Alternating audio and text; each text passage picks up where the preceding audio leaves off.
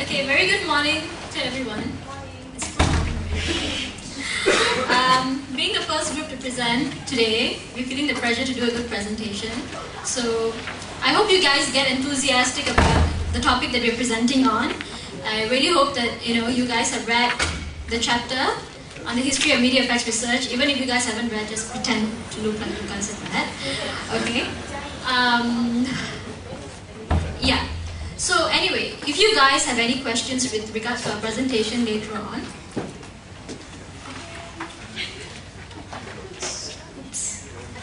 if you have any questions with regards to our presentation later on, feel free to ask us right after the presentation. We'll be more than happy to answer your questions. Also, please take note, the handouts that you guys have, right, the one on the PowerPoint slides, there are some changes right at the back towards the end of the presentation. So if you're paying attention, you all will know what the changes are. The topic for today's presentation is the history of media effects research. And this episode of the COM242 module is proudly brought to you by Wasu Ying, Lin Jiayi, Zhua Wenxian Fei, Ban Yong En, and lastly me, Tara. Okay, before you even start, why do you guys think that's important for us to know the history of media effects research? Can anyone just shout out some answers? Whisper? Will be less harm. Oh, that's a very important point. Other than that, anyone? So I think if we know the history of media effect, right? All of us study media effect. If we know the history, we can know why the idea came from, and how we can use the idea to bring another idea. And one important thing is we can know where to put in our paper. Okay, he really read the text. Okay. Yeah, we read past research so as not to reinvent the wheel. Okay, we don't want to do the same research that has been done before and look like an idiot. Okay. Next. Research interests change over time and interact with available technology. As new technologies emerge and as technology changes, the way it impacts us is different. So, according to that, research interest changes. Then, we've got to understand the development of research area over time for solid understanding of any research area. This pretty much applies to any area of studies. Okay, you can't possibly do calculus without knowing basic algebra. Okay. You've got to also know history to know what kind of questions to raise about the study of media effects. Okay? And lastly, some events happen to stir interest in the study of media effects. Okay, most of the research that has been conducted, the very first place why the research was even conducted, because something caused them to be interested in something. Okay, that means some kind of an incident occurred in the first place to stir up the interest and for people to ask questions. And as a result, people conducted research. Moving on. The history of media effect research dates all the way back to 1898. Okay, this year America declared war on Spain. Okay, but a lot of Americans were against the war. Okay, but there was this publisher, famous publisher called William Hearst. Somehow, through his publications, he managed to change the people's mind and get the people to actually support the war. Okay, and following that, in 1917. Now, this year was a very important year for two reasons. Firstly, because America went into the war in World War I against Germany. Another reason is also because of the formation of CPI, also known as the Committee on Public Information. Okay, once again, this year, the same story as 1898. People were against the war. Okay, so the president at that point in time, he had a very big problem with that. But somehow he remembered what happened in 1898. You know, how William Hearst managed to change public opinion through his publication. So because of that, he started this CPI, Committee on Public Information Committee. This committee was headed by George Creel, He was an investigative reporter. Okay, that's why you also have the CPI, also known as CREO Committee. The main purpose of the CPI was to counter anti-war sentiment in US. How did they manage to do that? Creel used propaganda to target American citizens. Okay, one of the things that he used was through posters such as the ones that you're seeing right now, especially the one in the middle, Germans are barbarians, halt the Hun. Hun referred to the Germans. You can see this German guy trying to kill the mother and the child, and this brave American soldiers trying to stop him. Posters like that were put around everywhere during the time. And he also created this movie. He didn't create it, but the committee somehow created this movie called To Hell with the Kaiser. Kaiser referred to the German again. And they also handed out about 75 million pamphlets. That's a huge amount of printing to be done at that point in time, but that's how into the whole propaganda thing they were. They also used news bulletins and headlines. The CPI had control over the kind of information to be published and broadcasted. So if there was any kind of news that was against the war, or any kind of opinions, or anything at all that was not favorable, towards the war, they would not allow that to be published. Okay, very much like what's happening in our country today. There's a lot of censorship in today's newspaper as well. Okay, and there was something else interesting that this committee did. They had this thing called 4-minute men. Okay, what this 4-minute men did was they were trained public speakers. They went around giving 4-minute speeches in churches, schools, military camps, and even during movie intermissions. You might be wondering why 4 minutes? I have no idea too, but I just think that probably because people's attention span was just that long. So, they planned the 4-minute thing to grab people's attention and so that they will remember the piece of information or speech that they were giving. Okay, they also used conferences, exhibits, marching bands, billboards. Okay, they left nothing. Okay, this was mass propaganda. Okay, this war propaganda was so successful that not only did it get the Americans to support the war, it also earned them an international fan. Okay, you might be wondering who this international fan is. He was none other than Adolf Hitler. He was so impressed with the way Americans, used propaganda to get their countrymen's support that he really studied their strategy carefully, and in World War II he employed the very same technique that the Americans used in World War I. Okay, if you guys are interested, you all can read more about it in his book called Mein Kampf. He has actually written about that inside the book. Moving on to 1920s. This was the time where movies were the only mainstream entertainment for people. No radio, no TV, so if people were stressed, they'll go to the movies. People were bored, they'll go to the movies. They had no life, they'll go to the movies. Okay? So you get the picture. They just went and watched movies, nothing else but movies. That was entertainment for them. So obviously, some K-pos thought that, hey, they're watching so much of movies, so probably those movies must have some kind of impact on the people's attitudes and behavior. So some researchers, because they got interested, they started to launch some studies on the effects of movies on people. And it was this interest that later gave birth to the Pain Fund studies. Pain Fund studies was a collective number of studies conducted to find out the impact that movies had on adolescents and children. Now, this one, Chia-Yi and Yong-En will be elaborating more on the Pain Fund studies.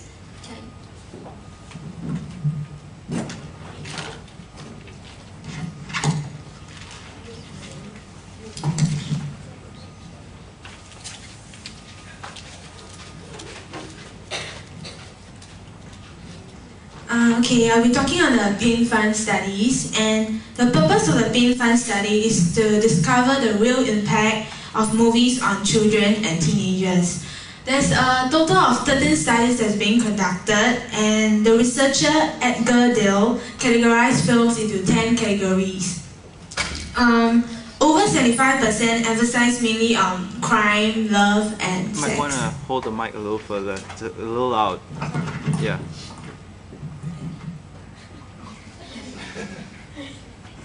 The three main is it better? Yeah.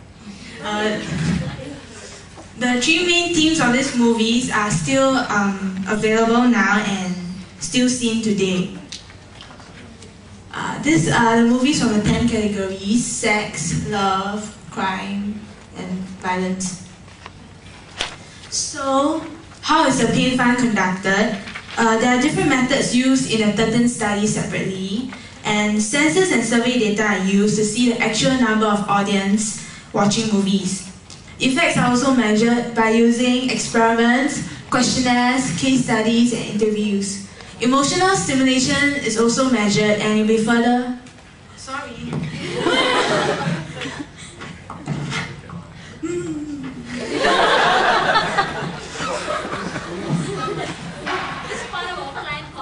Hello? Hello? Yeah, that's fine. That's fine. Okay.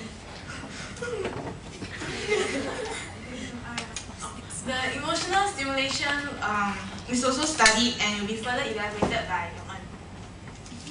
So, what is observed and found?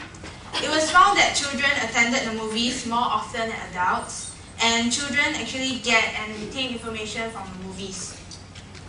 Attitudes like concerning ethnic, racial, and social issues will change when watching movies. Emotions are also stimulated, especially movies that induce fear and tension. Health effects are also measured by looking at the sleeping methods of people after watching movies. Like certain movies are actually can disturb healthy sleep. Children also imitated behavior they saw in the movies. So overall, researchers found that movies influence both children's attitudes and behaviors, and these effects are actually cumulative and persistent over time. Now, Yong-en will talk about the emotional impact.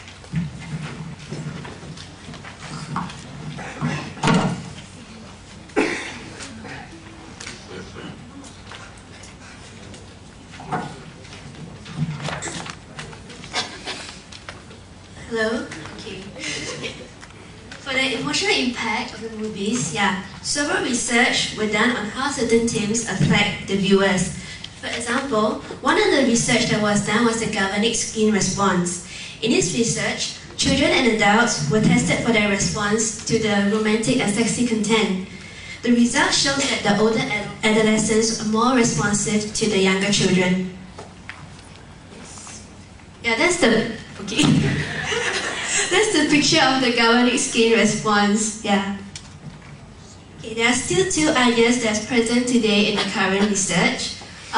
Theoretical distinctions are made between younger and older children, and techniques used to measure psychological responses to media message are still used today.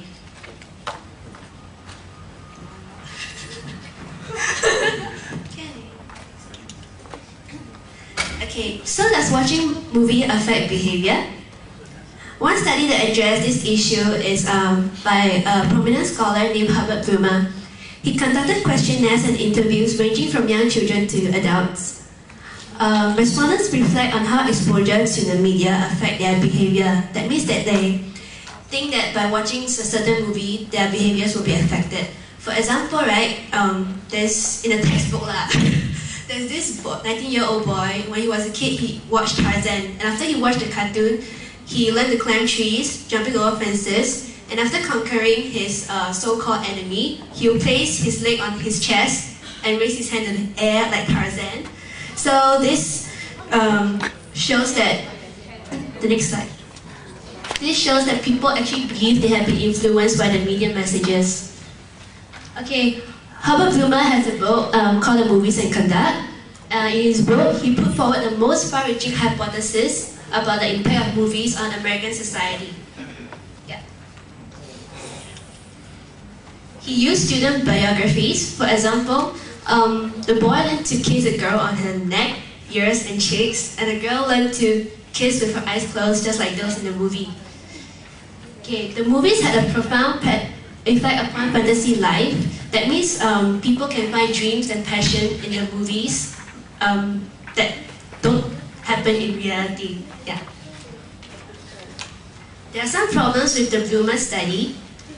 Due to the social learning theory by Albert Bandura, respondents might not be affected by the movie at all. That means like they misinterpret their behavior as an effect of the effect they have on the movie. So the technique actually assumes that people are aware of how the media affect them. They may be mistaken about the effects on their own behavior, and it's not accurate to rely on a person's responses. One potential example where that shows that there are problems with the Blumer study is the Ted Bundy example. Ted Bundy is a rapist and a murderer. He murdered scores of young women ranging from 1976 to 1978. And he claimed that watching pornography has made him commit all those crimes. The no social scientist or law officer enforcement took him seriously until he revealed that reading porn magazine or watching porn movies is actually a very healthy sexual stimuli. However, there are other possible reasons for his murder. It could be due to his lack of love and acceptance in his childhood years. And the second reason could be due to his family members. He has a grandfather who is quite problematic, and he's actually a deacon at church, but he kept lots of pornography at the greenhouse. Bundy and his cousin was found to go to the greenhouse every time to view the pornography when they were kids. The third and last reason could be due to his ex-girlfriend Stephanie Brooks. At first, she dumped him because she felt that he has no ambition in life. After he came back as a changed man and he wooed her back, and after a few days after his proposal to her, he dumped her again. The reason for this is because he tried to prove to himself that he could have her, but after the final breakup, he started to commit all those criminals and all those murders, and then all the victims, they have resemblance to his ex-girlfriend Stephanie Brooks. So his ex-girlfriend could be his motivating factor of why he committed all those crimes. Okay, now I'll talk about the pain fund studies aftermath. Researchers Lowry and DeFleur concluded that the studies have to establish a legacy of fear. So what is the legacy of fear? Everyone believes that the media messages are dangerous. That means there are some messages in the media that contain content that could affect us in the way we think and the way we behave, but we didn't know. And the effects of the media message might pervert and upset the proper social order. Lastly, the filmmakers should exercise a greater sense of social responsibility. That means they should think about the young public before they create any movies, instead of creating the movies for their own credit. The movie should have some moral values in it. And now Jia Yu will talk about a study similar to the pain fund.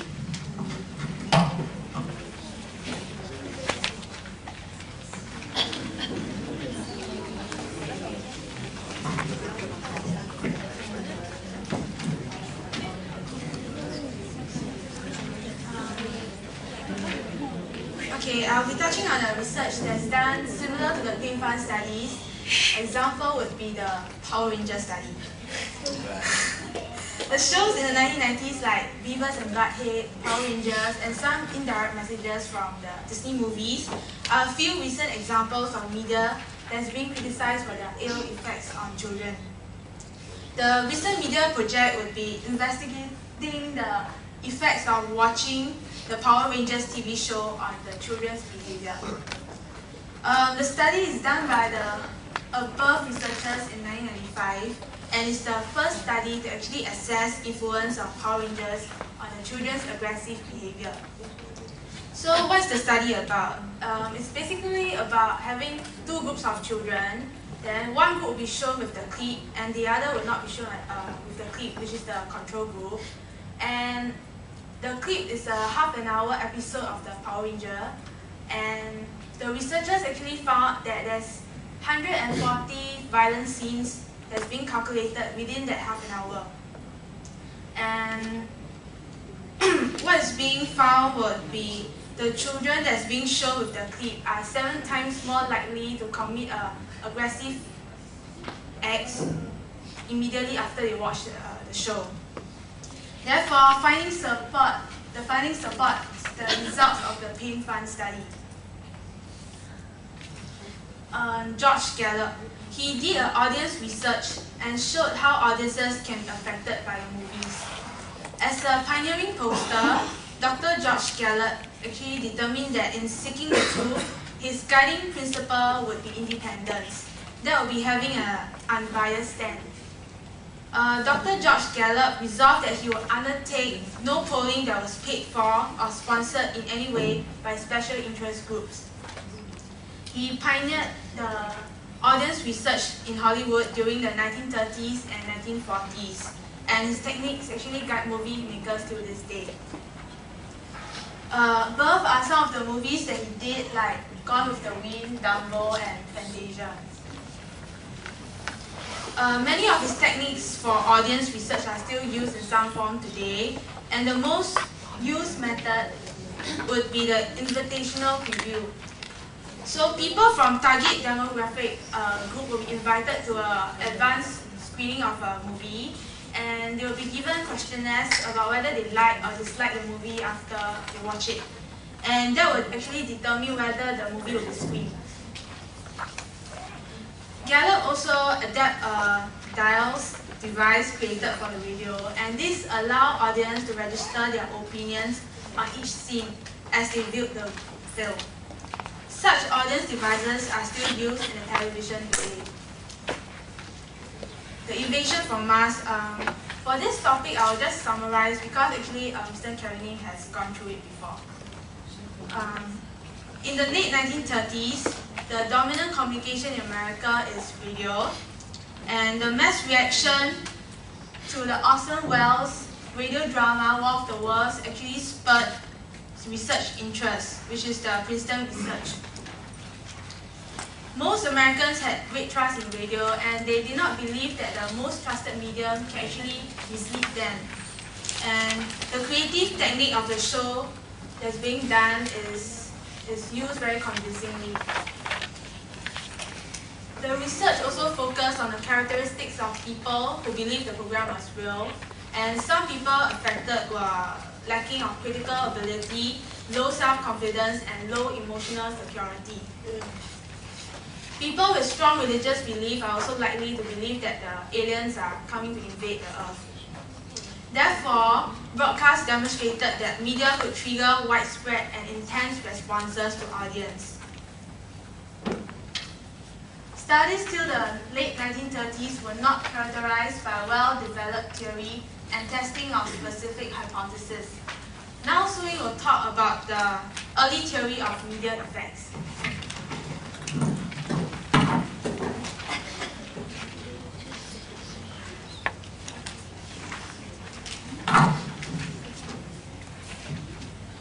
Hello. Yeah, okay, I'm going to talk about this, the early theories of media effects. Okay, what you see here is the magic bullet model. This is one of the earliest theories of media effects, and this idea actually came about because of the pain fund studies, also because of the Princeton research on the War of the Worlds that Yong and Jia has talked about. Because of those two researchers, it found out that actually movies and the radio had a lot of impact and effects on people. So scholars came to believe that like a magic bullet, or otherwise known as a hypodermic needle, the media message will exert powerful and relatively uniform effects on everyone who possesses it. Yeah, so basically, it's saying that the media is actually very, very powerful, and everyone who watches the same media messages will be influenced in the same way. So in a sense, the media can tell us what to do and we will do it. That is what this principle is trying to say.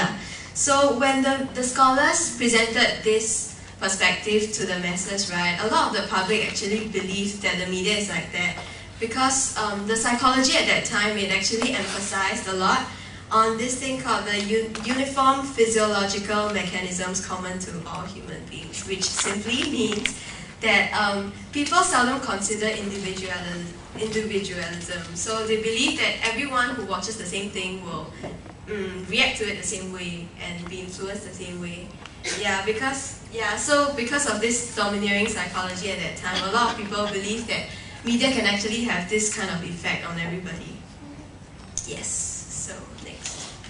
Yeah, this is a pictorial presentation of this magic bullet model. As you can see, the mass media just shoots out information to all the individuals and has a direct impact on them. And all these individuals will just absorb whatever the mass media tells them. Okay, so yeah, in a sense, it portrays the audience to be very powerless in resisting the impact of media messages, and portrays the media to be dangerously powerful, like very powerful in influencing everybody and telling us what to do. Okay, next. Okay, hold on. Right. Okay. Yeah, but this People's Choice study, it was conducted by this team of researchers in 1940, and the findings of this research actually contradicted the magic bullet model. So while the people still believe that that the magic bullet model was accurately describing the media effects at that time, the scholars are actually changing their minds towards the findings of this People's Choice theory. Okay. So this is a study to find out how and why people decided to vote as they did during the 1940s presidential election. Okay, how they actually went about doing this study is that they did a systematic random sample. They sampled by going to every fourth house of this place called Erie County in Ohio. Okay, and then they interviewed a total of 600 people for 7 times throughout the media campaigns during this presidential election to find out whether the campaign messages actually had an effect on the voting decisions of these 600 people. Okay, next. Yeah, so one of the methodological innovations of this very ambitious study was the use of large control groups, meaning that besides this main panel of 600 people, the researchers actually interviewed another 600 people.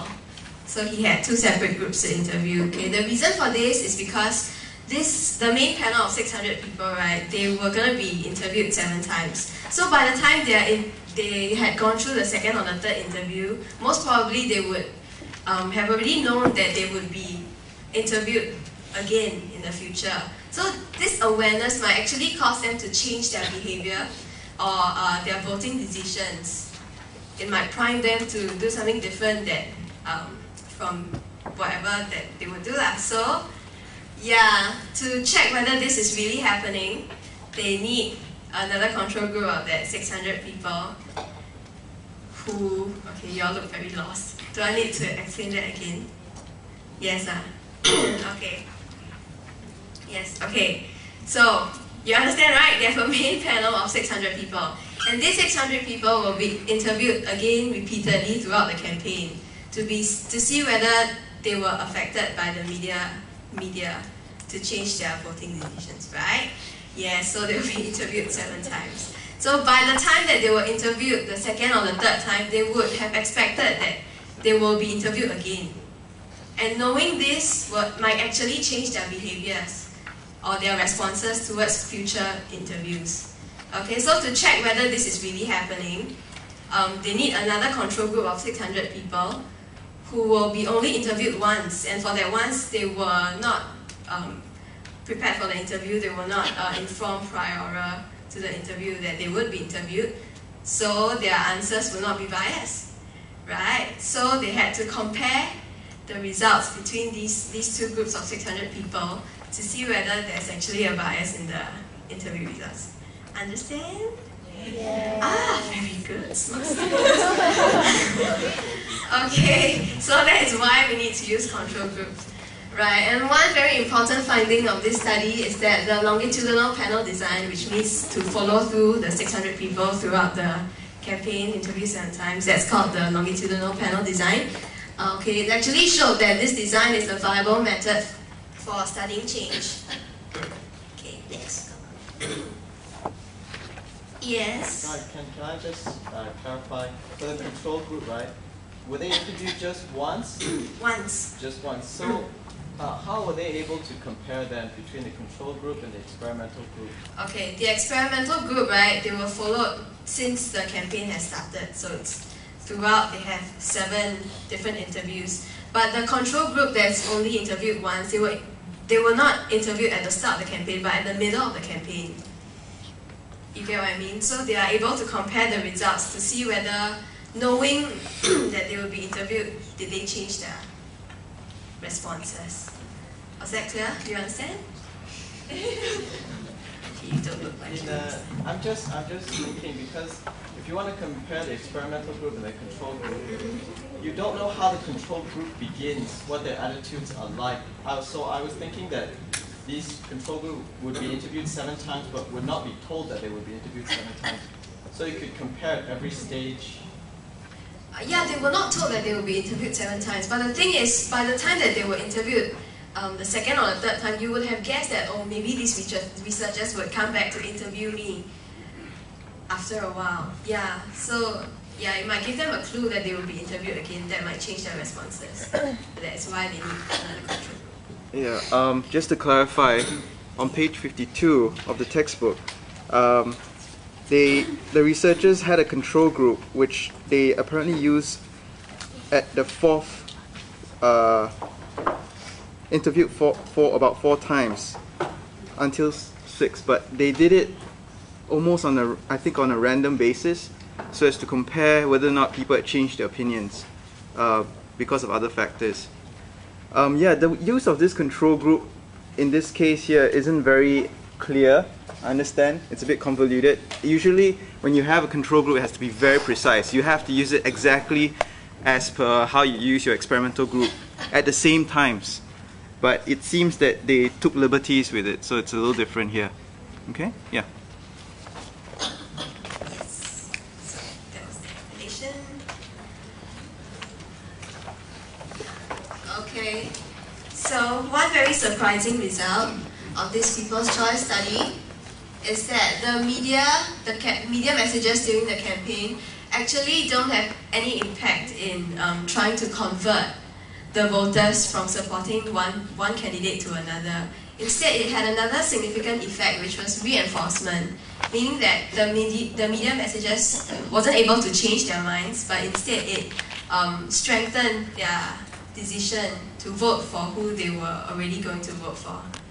Okay, so this was the result. So far from the view that the media effects were comparable to a magic bullet, the newer research, which was this, the People's Choice study, indicated that the media only had limited effects because it wasn't able to change the mind of the voters, it only strengthened their decision.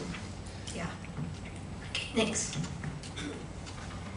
Okay, so as the researchers were preparing the data for this People's Choice study for publication, right, the US were actually in fighting a war, World War II, you know, right? Yeah. So at this time, right, Germany was placing a lot of emphasis on propaganda, especially through the use of movies, and US was trying to copy them. So they called upon Hollywood to fight back, and so they enlisted the help of this director called Frank Capra to produce a series of films, war films, to motivate the soldiers to fight a better war and to convince people that they need to win. Okay, so I'm going to show you the film now. What would have been our defensive position if the Instructor had succeeded in conquering Britain, Russia, and China? German conquest of Europe and Africa would bring all their raw materials, plus their entire industrial development, under one control. Of the 2 billion people in the world, the Nazis would rule roughly 1/4, the 500 million people of Europe and Africa, forced into slavery to labor for Germany. German conquest of Russia would add the vast raw materials and the production facilities of another of the world's industrial areas. And of those people, another 200 million would be added to the Nazi labor pile. Japanese conquest of the Orient would pour into their factories the almost unlimited resources of that area. And of the peoples of the earth, 1,000 million would come under their rule, slaves for their industrial machines. We in North and South America would be left with the raw materials of 3/10 of the surface, against the Axis with the resources of 7/10. We would have one industrial region against their 3 industrial regions. We would have 1/8 of the world's population against their 7/8. If we, together with the other nations of North and South America, could mobilize 30 million fully equipped men, the Axis could mobilize 200 us, and virtually 10 times stronger than ourselves. Yes, okay. That was a very short clip, a small part of one of the movies that Frank Capra made to motivate the soldiers during the World War II. Okay, why I'm talking about this is because concurrent to the People's Choice study, there was this set of experiments done on these movies. It used the experimental method, and it's the first sophisticated set of experiments in media history. Okay, so that's its significance. And also, what these experiments were about is that they tried to find out whether these World War II movies had the desired impact on people, meaning whether these movies really motivated soldiers to fight a better war, to find out whether movies are really effective in trying to motivate the soldiers. Okay, so after watching the clip, what do you all think? Like, does it really have an effect on you? I mean, imagine that you're an American. And if you are, will you want to fight a better war after watching that? Yes, ma'am. Are you serious? Really? Really? Okay, anyone else who thinks that it's not good or good? No? Neutral? Okay. Yeah, okay. Let me tell you the results, okay? Okay, the results of this experiment is actually very disappointing, meaning that the movie had almost no impact on the soldiers or anybody who watched these movies. So, you are weird. Well, the way they did the video is so-called info visual. It's really easy to understand without reading on the textbook. I think okay, I saw that one, I understand. Yeah, I agree. I think it's very clear. But I don't know why, but the experiment showed that the movies had no impact or whatsoever on any other people. So there's 2 explanations for this result. One is the ceiling effect, the other one is the limited effects that we talked about just now. The ceiling effect is actually, it explains it in a way that at that time the morale of the soldiers and their motivation is already so high that it has already hit the ceiling. So no matter what they see, it's already top, so it cannot go beyond that limit. So they're already very motivated. That's one way of trying to explain the results. But most of the people believe that it's because media had limited effects. That is why the movies had no impact at all.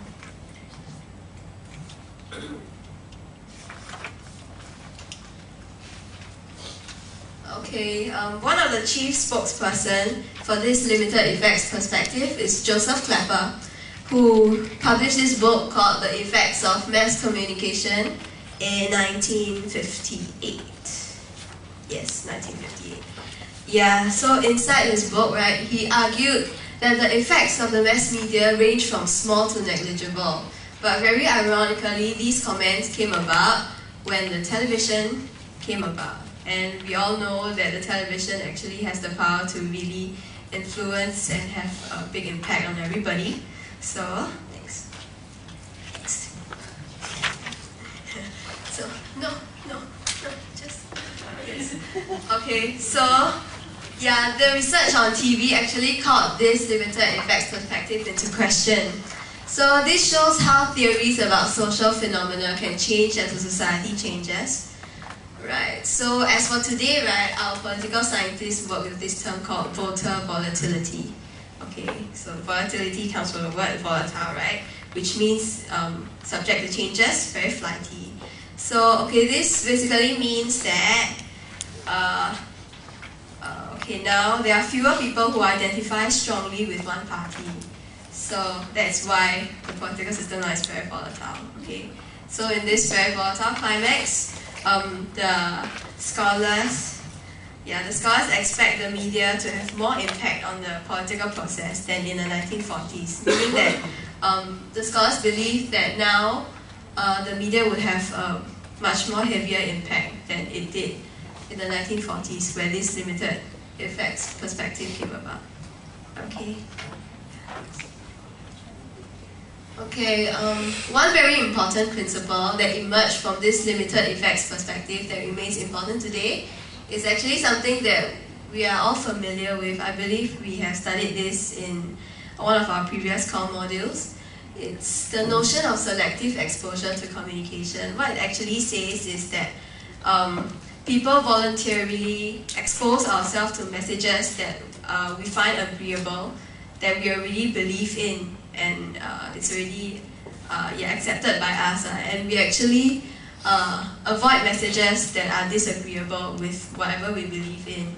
So in this way, this is how this is one way of how the effects of mass media is limited. Yeah, and a lot of scholars still believe in this right now. Yes. Okay. I am done. And now I'll pass it over to Faith, who will talk to you about... Oh, do you all want a break? Okay, 10 minutes.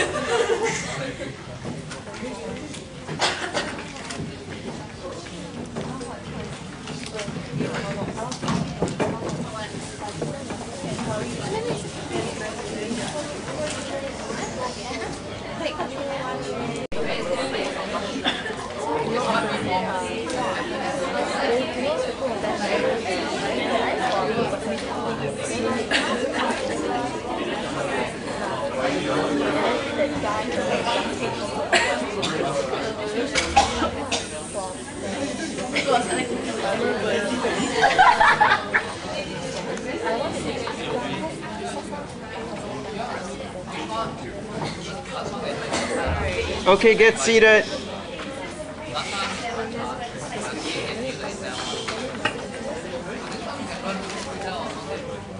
Okay, quiet down now. Okay,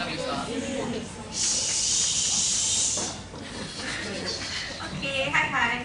Are y'all refreshed after the break? Yeah.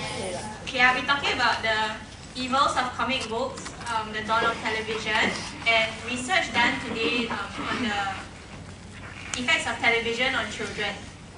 Yeah. Okay, one reason public attitudes about media effects didn't change was because of the research of famous psychiatrist Frederick Wertham. He published this book called Seduction of the Innocent, which was funded by the National Research Council. His research procedures were non-scientific because he only selected certain comic books and he tended to highlight the most offensive material. Like he would choose the most violent and the most sexually graphic comics, like the ones that you see in your slides, like Phantom Lady, Reform the Schoolgirl kind of thing. Yeah. Also, he studied young children who already had behavioral difficulties. They were already juvenile delinquents. His content analysis procedures were non-systematic, and his conclusions did not represent the majority of comic book readers.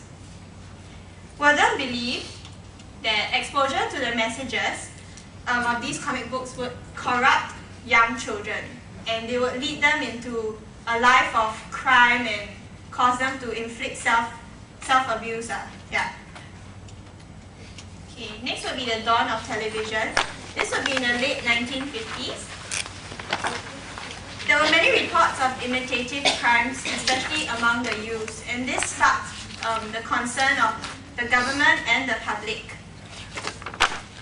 Scientific reports actually showed that no definitive correlation was found between exposure to television and violence and aggression among young children. But because the government was starting to be more concerned about the media effects of television, they actually provided grant money for scholars who were interested in doing research on the media effects of television on children, on human behavior. So that was why in the 1960s and 1970s, these were the years of new theories and research that were about the media impact. So the limited effects perspective that Swing was talking about just now, it started to give way to a new paradigm based on more sophisticated and scientific techniques. Okay, today research still goes on. Like we have the Gallup poll and the Stanford University Medical Center researchers. Okay, I'll talk about the Gallup poll. It is part of the Gallup organization, which was founded by George Gallup. Jia explained before. Yeah. Since its founding in the 1930s, the Gallup organization is a world leader in the science of research. The Gallup organization has studied human nature and behavior for more than 70 years. It employs many of the world's leading scientists in management and economics, psychology, and sociology. Senior scientists which were employed are the foremost authority in their fields. In October 2004, there was a new poll that published that teenagers actually prefer to watch television rather than read a good book. It doesn't matter whether it's a good show or not. And it's quite relevant to me because I'm quite a couch potato. I can just sit there and, like Zhi also. I can just sit there and watch and watch and watch, and it doesn't matter whether it's Hindu, Tamil, Malay or whatever. Just read the subtitles and kill time in front of the TV lah. Yeah. And the poll actually revealed that about 90% of the teenagers actually watch television, and that's the most popular activity. They'll prefer it to other stuff like playing sports or reading books. Well, in November last year, a poll showed that 1 in 4 parents worry about their children watching too much TV. In primary school, my mother was very concerned about my TV watching habits. So she would take the plug out of the television and she'll hide it somewhere at home. Yeah. But then I always spend the afternoon after school searching for the plug. Then, 1 hour before she gets home, I will switch off the TV to let it cool down. So she won't find out. Then it came to a point that she just took the plug to work.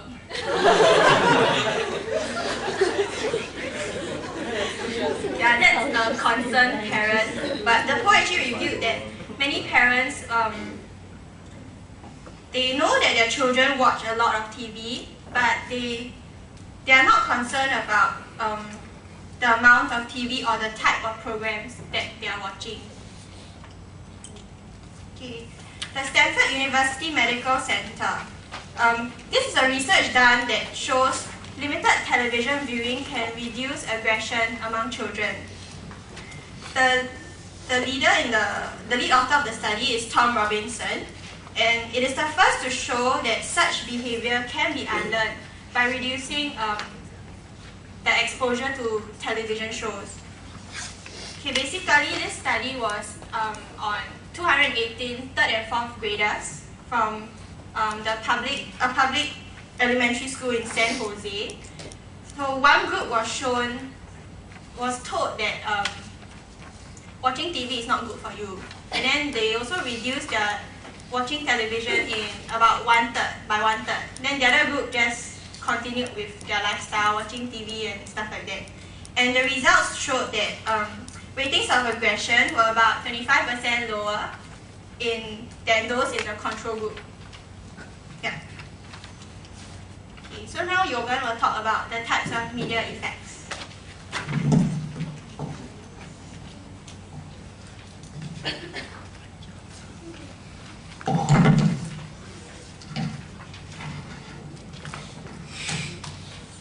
Okay, right now I'll be talking about the many types of media effects. Turn to page 27. In front is extras. Yeah, okay. The micro-level effects is part of the media effects, and it involves effects on individual media consumers. That means like people actually study on how a certain film affect individuals. So yeah, studies were conducted to find out like the audience reaction, individual reaction to a horror movie. Yeah, that's how the study is done. For the macro-level effects, it's the opposite of the micro-level effects. Then it examines media impact on large communities. For examples, right, conclusions were drawn and generalized based on a given community. That means a community is chosen, and then people study on it, study on the community itself, and then after that they relate it back to the general community in the result based on the given community. For the content-specific and the diffuse general effects, right?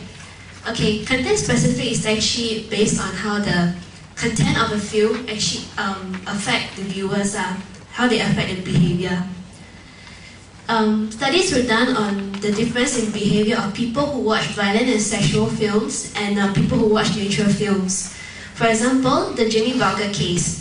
Jamie Bulger is a toddler and she was stabbed to death by two boys after they have watched a scene at Child's Play 3. So this shows that how their behavior are affected by the content of the movie. For the diffuse general effects, they are actually effects that affect the audience, disregarding the media content.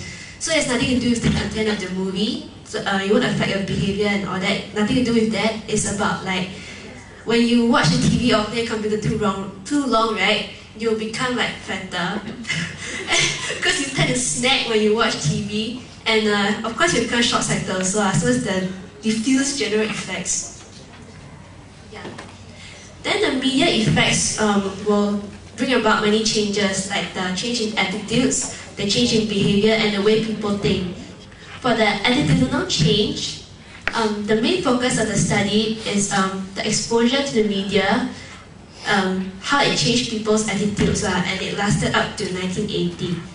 However, attitude change does not always produce behavior change and the way people think. For behavior change, right, it's a change in the way how people behave after constant exposure to a certain film. Then this example, right, shows that a boy actually burned his sister's bed after he watched the Beavis and Butthead cartoon. I'm sure some of you watch it, right? It was MTV last time or something. Yeah. The cognitive change is the change in the way how people think.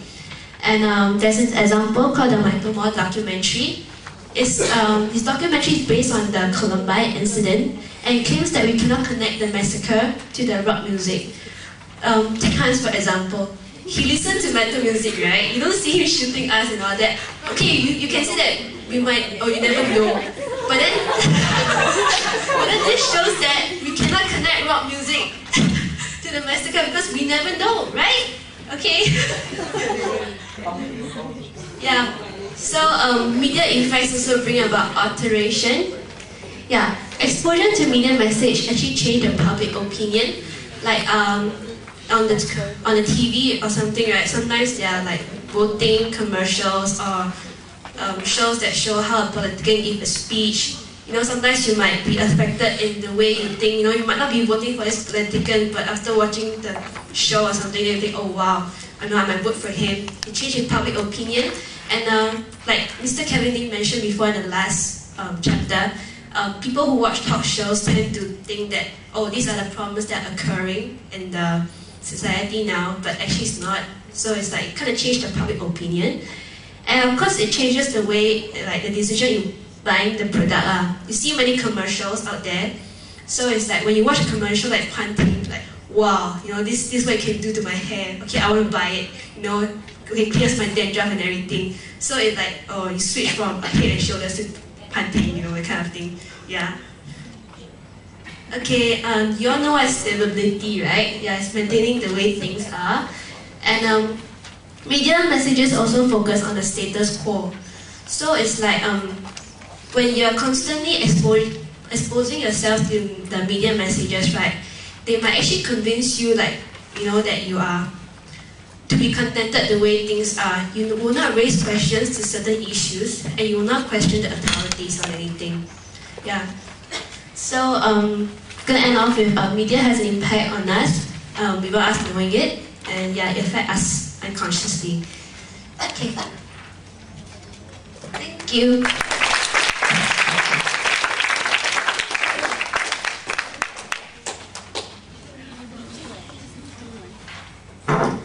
If you have any questions, you can ask us.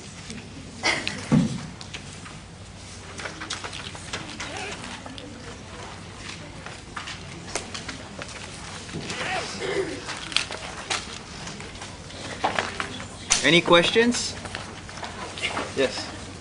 Now, by any chance, did you come across anything where, because you talked a lot about violence and